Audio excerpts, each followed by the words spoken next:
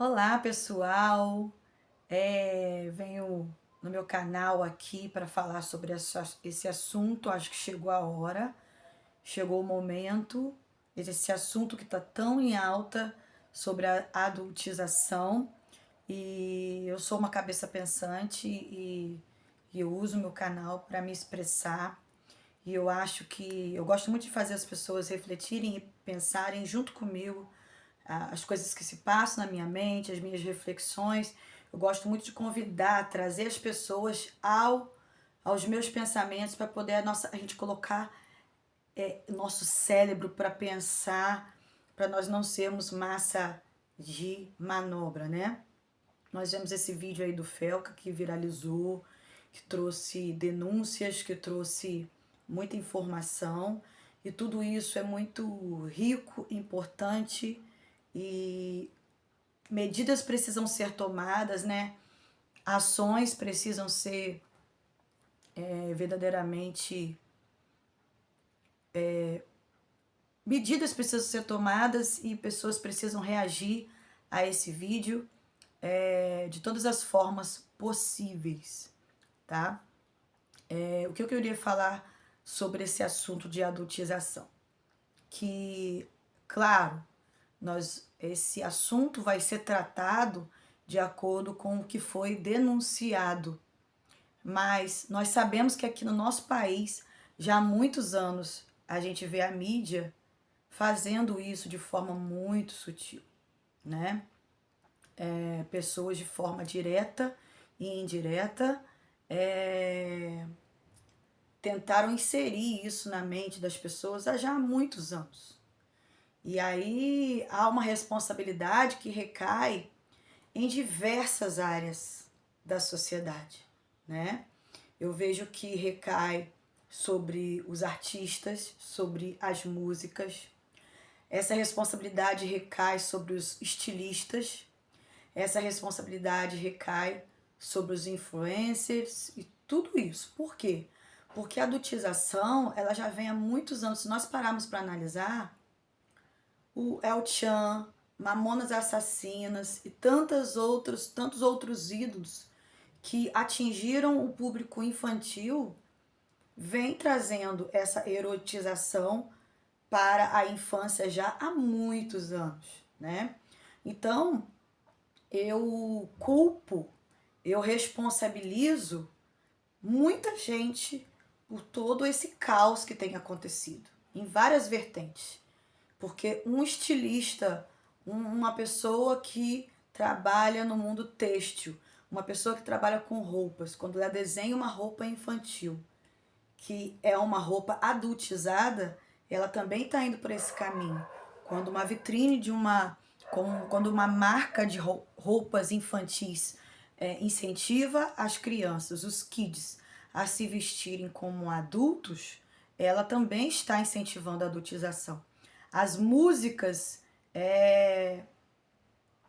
com denotação sexual e com artistas que se caracterizam de forma lúdica muitas vezes, que atrai o público infantil, mas suas letras são totalmente 18 mais, eles também são responsáveis por essa adultização, por essa adulteração na mente das crianças, por essa tirando a pureza e a inocência de todas as crianças, né? E os pais que muitas vezes são levados pela mídia, pela massa, que vão surfando na famosa frase não tem nada a ver, vão permitindo essas coisas entrarem nos seus lares, entrarem nas suas casas, essas músicas entrarem nas suas festas, essas danças entrarem nas suas vidas, e os seus filhos, os seus bebês, os seus menores vão tomando conta, vão se adaptando a todo esse ambiente hostil que a sociedade tem imposto a nós. Então, é claro que ninguém vai pegar vídeos antigos dos anos 80, dos anos 70, para começar a querer botar todo mundo agora para ser processado. mas isso é um trabalho já de muitos anos. Só que alguém da atualidade se incomodou com isso agora. E aí parece que deu um start, parece que tirou todo mundo de uma anestesia, né? Tirou todo mundo de uma paralisia. Ou vamos acordar, vamos, né? Nos despertar. A exploração sexual infantil já existe há muito tempo. A Ilha de Marajó, tudo isso já foi falado, né? E a pedofilia já é um assunto que há muitos anos a gente vem batendo na tecla, mas parece que tem um povo que passa o pano nesse assunto, e não é um assunto que ganha as grandes audiências, mas o Felca conseguiu fazer isso.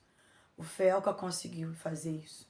E a gente precisa, como adultos, começar a ser bastante criterioso, e a gente precisa começar a ser bastante radical nesse assunto, até mesmo dentro das igrejas.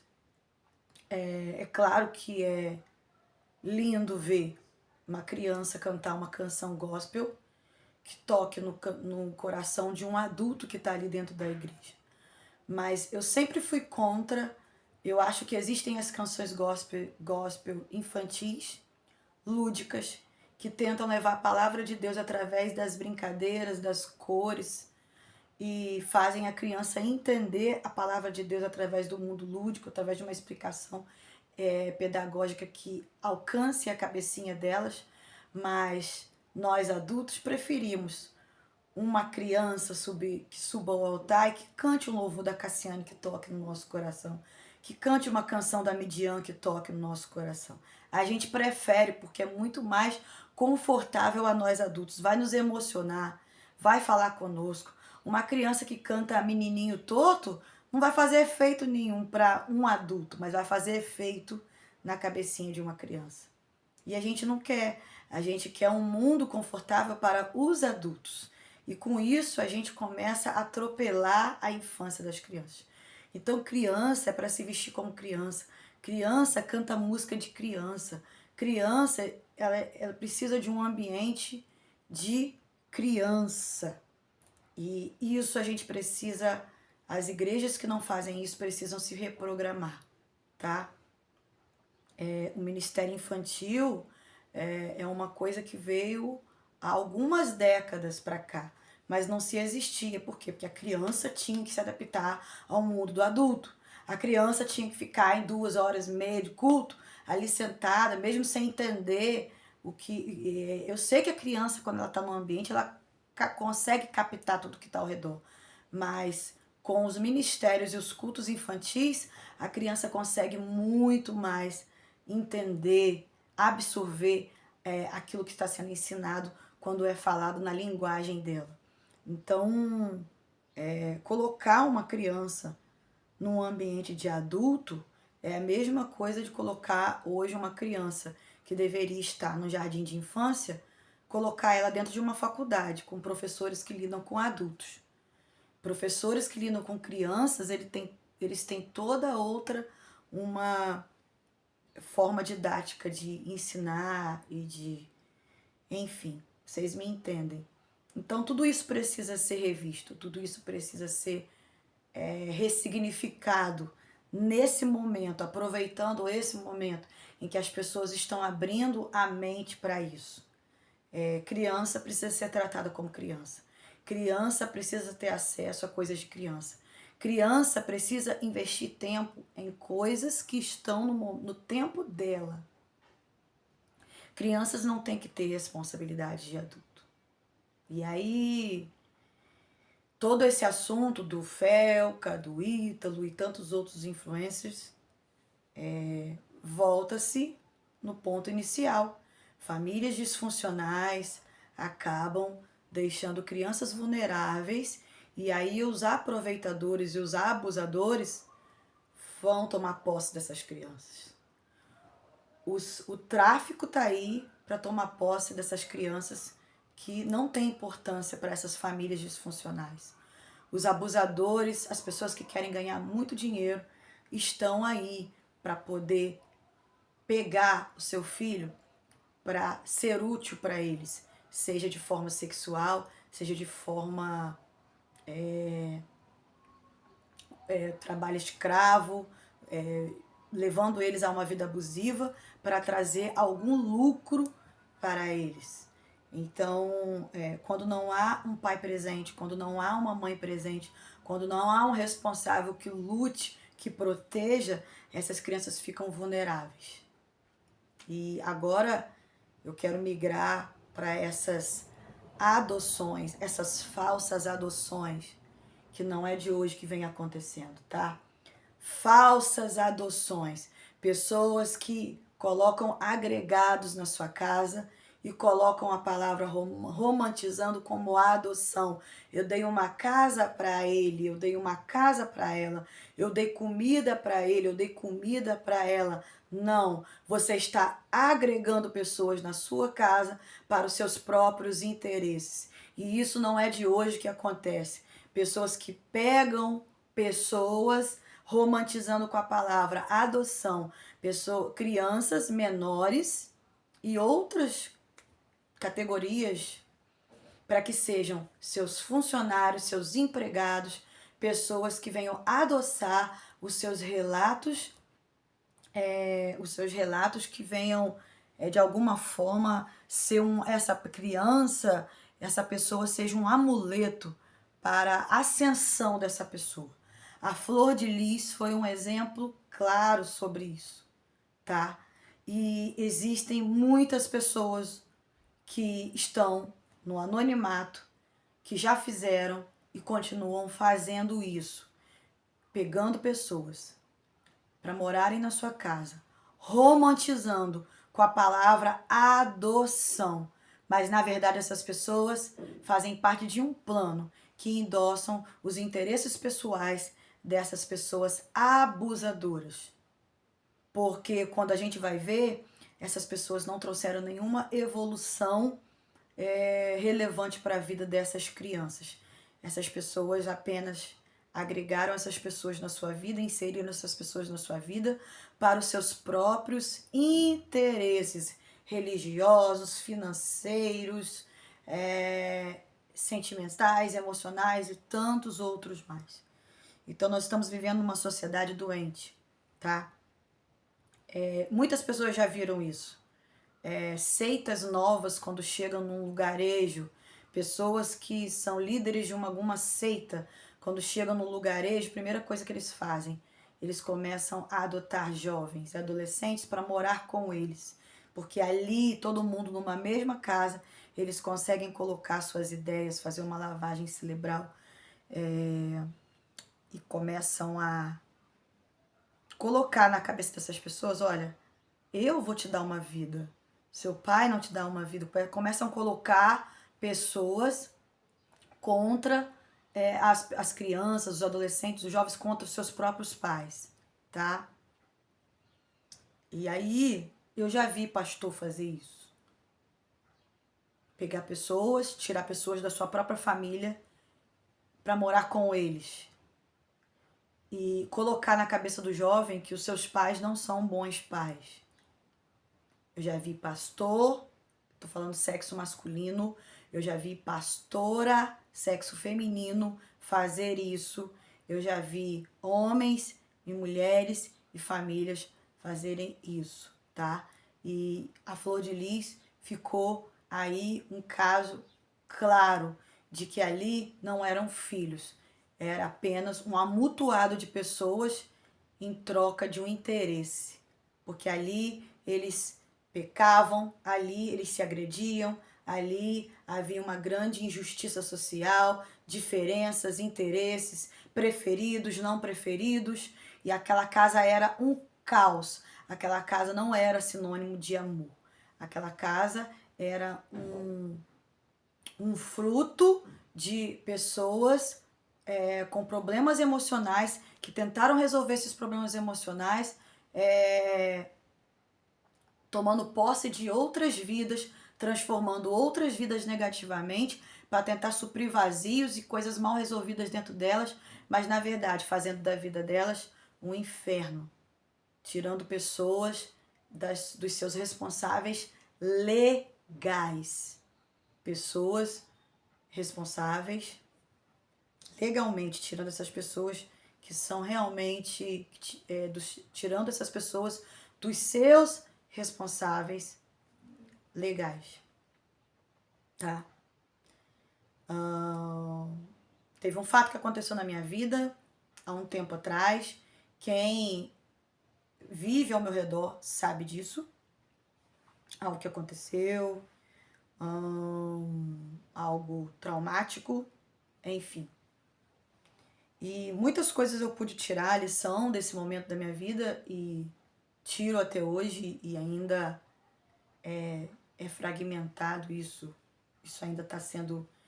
tem muitos reflexos na minha vida ainda hoje, sequelas. Eu sei que em mim e em todos os envolvidos. E eu tirei uma grande lição disso, sabe? Eu acho que quando você ama alguém, isso é muito válido. Quando você quer ajudar alguém, isso é muito válido. Mas a maturidade me fez entender que antes de você entrar na vida de alguém para ajudar, até mesmo para ajudar, você precisa primeiro pensar quem são os responsáveis legais por essa pessoa. Porque antes de você chegar para ajudar, antes de você tentar tomar posse do problema dessa pessoa, ou até mesmo querer pegar essa pessoa para você, você precisa refletir que existem outras pessoas responsáveis legais por essa pessoa que estão na sua frente, antes de você fazer qualquer coisa. Eu aprendi isso. Eu vou dar um exemplo bem claro. Digamos que eu moro num prédio. Vou dar um exemplo claro para vocês entenderem. Eu moro aqui num prédio. Digamos que eu veja algum morador, uma criança infeliz aqui no meu prédio. Digamos que eu veja uma criança, estou dando um exemplo, tá, gente? Isso não acontece. Eu tenho famílias maravilhosas aqui no meu prédio. Digamos que eu vejo uma criança sofrer, vejo aqui no meu prédio uma criança sofrendo, sempre chorando, sempre pelas escadas, ou gritando, ou chorando, e essa criança tentando de alguma forma mostrar que ela não tem uma vida feliz, ou que ela sofre violência, alguma coisa assim. Existe os telefones públicos pra gente denunciar. E aí a polícia vem, o conselho tutelar vem. Agora eu, como cidadã, eu não posso querer me meter na vida dessa criança assim, diretamente, sem um respaldo judicial, sem um respaldo das autoridades legais. Por quê? Porque aquela criança, depois dos pais, se forem os pais que estiverem fazendo mal a essa criança deve ter avô, deve ter avó, deve ter irmãos de maior idade, essa criança deve ter tios, tias. Então eu sou simplesmente uma vizinha, sabe? Então, antes de eu querer entrar na vida dessa criança para ajudar ela, existem muitos outros tutores legais, responsáveis legais que estão na minha frente para ajudar. E se eu entrar e querer atropelar essa galera toda, eu posso estar trazendo para minha vida um grande problema. Então, essa coisa de querer pegar crianças, adotar crianças, isso é uma coisa muito séria, gente. A criança, o adolescente é de alguém, sabe? E assim como o conselho tutelar, a justiça não vai dar mole para pai e mãe, não vai dar mole para quem não é nem pai e mãe, quanto mais para quem não é pai e mãe, sabe? E tem muita gente romantizando essa palavra adoção. Adoção para os seus próprios interesses. Então, essa é a minha opinião, eu queria deixar aqui para reflexão de todos.